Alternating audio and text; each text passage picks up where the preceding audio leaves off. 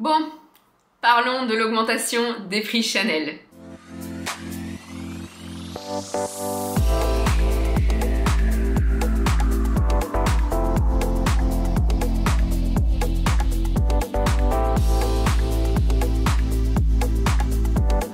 Hello tout le monde, j'espère que vous allez bien. Quant à moi, je suis ravie de vous retrouver pour une nouvelle vidéo. Aujourd'hui, on se retrouve pour une vidéo qui va parler prix, marketing, positionnement, augmentation dans le secteur du luxe. Avant de commencer la vidéo, n'hésite pas à me rejoindre sur Instagram, je vais faire plein de contenus très cool. N'hésite pas également à me rejoindre sur TikTok parce que je fais plus de vidéos sur TikTok de petits formats. Et n'hésite pas à me rejoindre sur YouTube, c'est hyper important. N'hésite pas à liker, à commenter, à partager. Ça m'aide énormément pour l'algorithme. Donc, concernant la maison Chanel, comme toutes les maisons de luxe dernièrement, elle a augmenté ses prix. Alors certaines maisons augmentent une fois par an, notamment Hermès en début d'année, début janvier. On a certaines maisons qui augmentent un petit peu 3-4 fois dans l'année.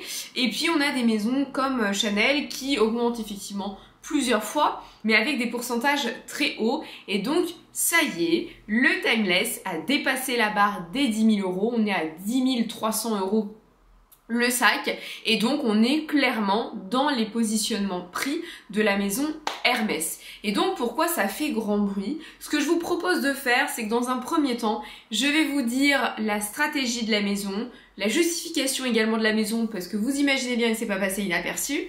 Et je vais également après vous parler d'analyse sur la qualité, sur le pourquoi du comment. Donc tout d'abord, le porte-parole de la maison Chanel en Asie s'est exprimé en disant que l'idée était d'homogénéiser le pourcentage d'augmentation en Europe par rapport aux pays asiatiques. En fait, il faut le savoir, mais dans le luxe, les prix ne sont pas les mêmes d'un pays à un autre, liés particulièrement aux taxes. En fait, il y a des taxes supplémentaires quand vous achetez du luxe à l'étranger, et quand les étrangers viennent acheter en France, ils sont exonérés de toutes ces taxes. Et donc c'est pour ça que c'est plus intéressant pour eux d'acheter en France, au-delà en plus du fait d'acheter une maison française en France, mais ça revient vraiment moins cher. Et en fait, la maison Chanel a décidé de pouvoir homogénéiser. Ce n'est pas la première fois qu'elle le fait. Elle l'a fait de mémoire il y a 2-3 ans. Au début de la chaîne, je vous avais fait une vidéo. Elle avait fait une très grande augmentation déjà en expliquant qu'elle voulait homogénéiser les prix français au prix chinois. Mais bon, elle n'avait pas trop le choix puisque le gouvernement chinois avait indiqué que si les prix n'étaient pas les mêmes, eh bien ils arrêteraient de commercialiser la maison. Donc il y a aussi une pression des pays. Enfin bref, effectivement, il y a eu des augmentations en Chine, en Australie, mais dans plein d'autres pays, entre 6 à 8%. Et donc la maison a effectué les mêmes pourcentages d'augmentation pour les pays européens. Ça, c'est la première chose.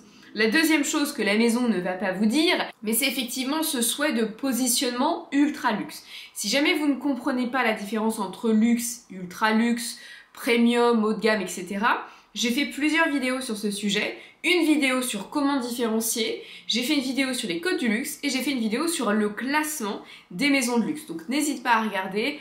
Pour rappel, ça va faire 10 ans que je travaille dans le luxe au sein de grandes maisons, donc je connais plutôt bien mon sujet. Le prix, c'est une stratégie.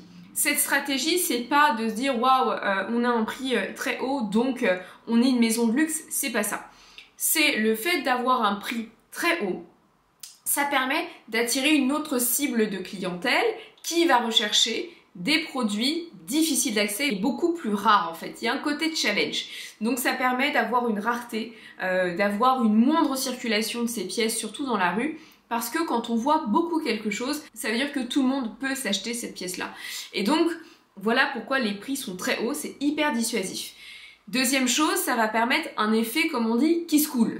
C'est-à-dire que comme les prix neufs augmentent énormément, sur le marché de la seconde main, les prix augmentent énormément également. Parce que souvent, quand une maison est chère, ou en tout cas une maison de luxe, on peut se permettre, notamment sur des pièces vintage, de se faire plaisir et de faire de bonnes affaires. Là, en augmentant autant, ce ne sera plus le cas et l'objectif, c'est que ce ne soit plus le cas. Donc il y a un contrôle en fait, finalement, de la maison par les prix. Et c'est exactement la même stratégie que la maison Hermès concernant les prix et concernant la rareté.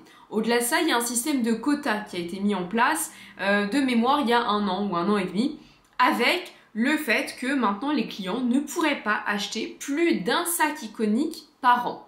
Normalement, ça vous fait penser aussi à une certaine technique d'une grande maison qui est encore plus drastique. J'en reparlerai peut-être en vidéo, mais à l'époque, il n'y avait jamais eu de quota chez Chanel. C'est-à-dire que les clients, et on le sait, hein, dans l'univers du luxe, on a des clients qui adorent acheter de plusieurs exemplaires de sacs dans l'année parce qu'ils ont les moyens et que c'est possible.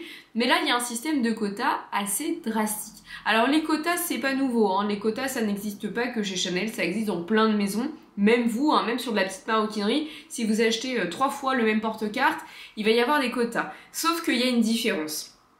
Les quotas dans l'univers du luxe, c'est-à-dire 3 fois de la petite maro, ça pose problème, c'est pour éviter la fraude, c'est pour éviter la revente, c'est pour éviter les marchés parallèles.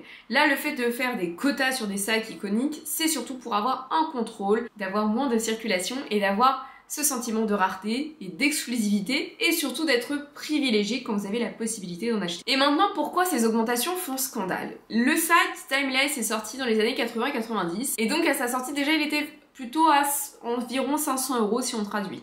Et puis après il a augmenté à 1150 € et il est resté dans ces eaux-là assez longuement. Alors oui, il y a eu des augmentations progressives, mais bon, voilà, c'était encore accessible pour la majorité de la clientèle. Et puis déjà en 2014, donc vous voyez des années plus tard, hein, des décennies plus tard, le sac passe à 5000 €.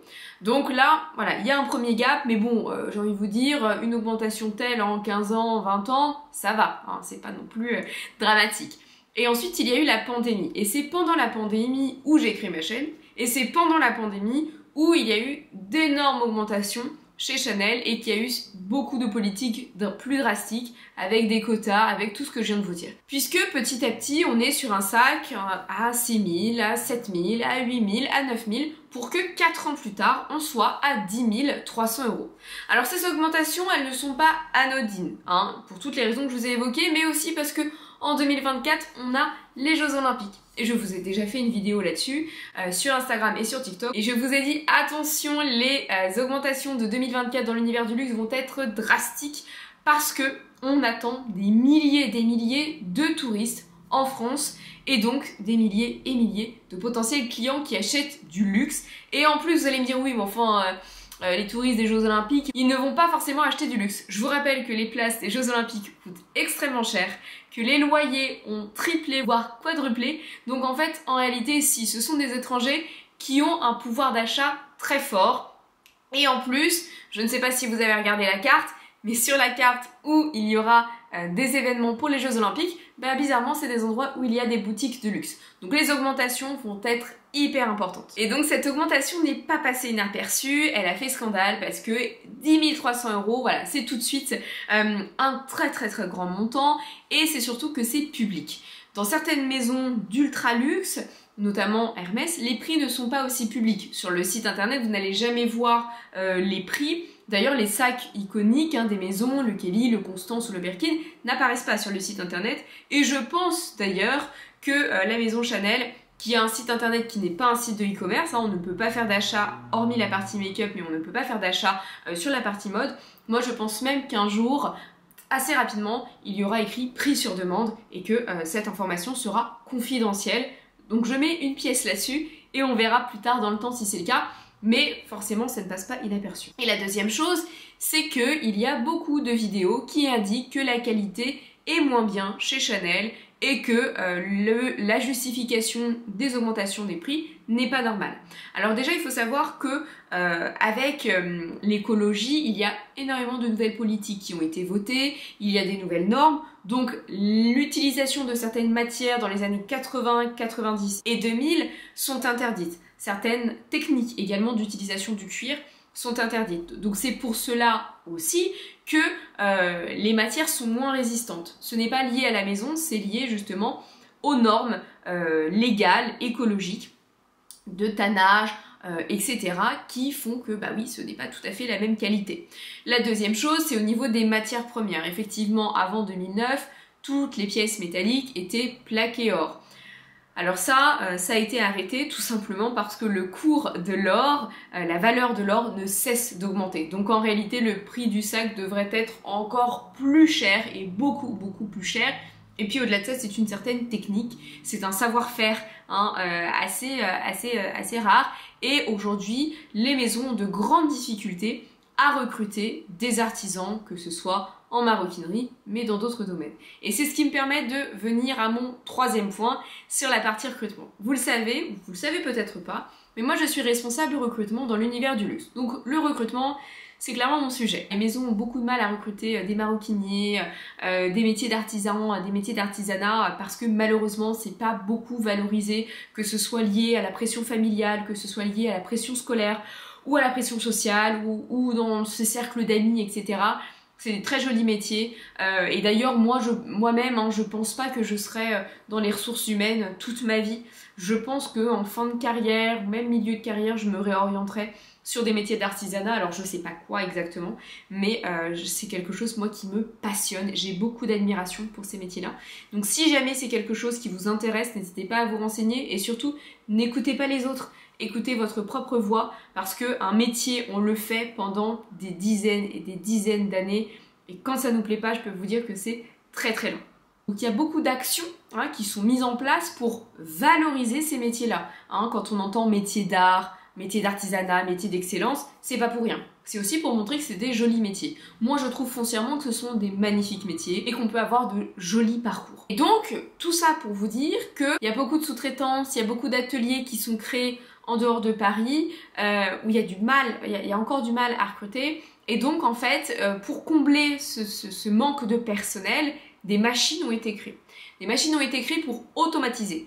Mais je suis désolée, on ne remplacera jamais le métier de l'homme par une machine en fait. Ce n'est pas du tout la même chose, ce n'est pas le même œil, ce n'est pas le même regard. C'est vrai que voilà, c'est pas totalement parfait, c'est pas aussi parfait et verrouillé. Et donc, cette augmentation de prix, elle répond justement à cette problématique-là. Parce que, pourquoi aujourd'hui il y a des nouveaux ateliers qui se créent ? Pourquoi il y a des besoins de recrutement aussi forts? Pourquoi on est obligé d'innover, de créer des machines, etc., de faire des vidéos pour montrer le savoir-faire? Tout simplement parce qu'en fait, comme il y a un nouveau positionnement ultra luxe, donc aujourd'hui tout le monde veut son sac Chanel. Tout le monde veut plein de couleurs de sac Chanel. Alors quand je dis tout le monde, oui, vous allez me dire en commentaire, non pas moi, je sais bien, évidemment, mais beaucoup de gens veulent un sac Chanel. Et donc pour répondre à cette demande, c'est toujours cette histoire de l'offre et la demande, et en fait il y a un nombre de volumes d'achats énorme et en fait derrière il faut produire et il faut produire vite et rapidement. Donc cette augmentation de prix elle permet aussi de stopper, de réguler cette histoire de stock et d'offres et de demandes et je pense qu'il y aura aussi encore plus une concentration sur l'excellence du savoir-faire, l'excellence du métier. Donc voilà pour cette vidéo analyse. Moi, je voulais savoir ce que tu en pensais de cette augmentation. Je voulais savoir aussi ce que tu pensais de tout ce dont on a parlé. En tout cas, voilà pour cette vidéo. J'espère qu'elle vous aura plu. Moi, j'ai eu beaucoup de plaisir à la faire, mais comme d'habitude. Et en tout cas, n'hésite pas à t'abonner. Et quant à moi, je te dis à la semaine prochaine. Bye bye!